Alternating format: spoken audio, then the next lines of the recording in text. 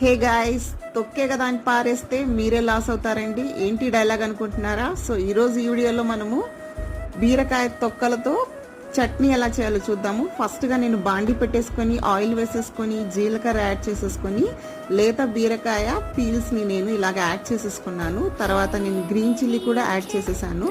అది మగ్గనిచ్చాక తర్వాత నేను పసుపు, చింతపండు అండ్ వెల్లుల్లి వేసి నేనేం చేస్తానంటే ఇంకొంచెం సేపు నేను ఫ్రై చేసేసుకొని తర్వాత ఇది టోటల్గా చల్లారాక నేను మిక్సీ బ్లెండర్ తీసుకుని అందులో ఏవైతే మనము తొక్కల్ని మనము కుక్ చేసామో అది నేను గ్రైండ్ చేసేసుకుంటాను. తర్వాత నేను తాలింపు వేసుకుంటాను. కొంతమంది అయితే అలానే తీసేసుకుంటారు, బట్ తాలింపు వేస్తే చాలా టేస్టీగా ఉంటుంది గైస్. తాలింపులో నేను వచ్చేసి ఆవాలు, పచ్చెనపప్పు అండ్ ఎండుమిర్చి, కరివేపాకు వేసేసి నేను ఈ బీరకాయ తొక్కల చట్నీకి యాడ్ చేసేస్తాను. సో చాలా ఫైబర్, చాలా హెల్దీ అండి. సో మీరు కూడా ఒకసారి ట్రై చేయండి. వేడి అన్నంలో చాలా టేస్టీ.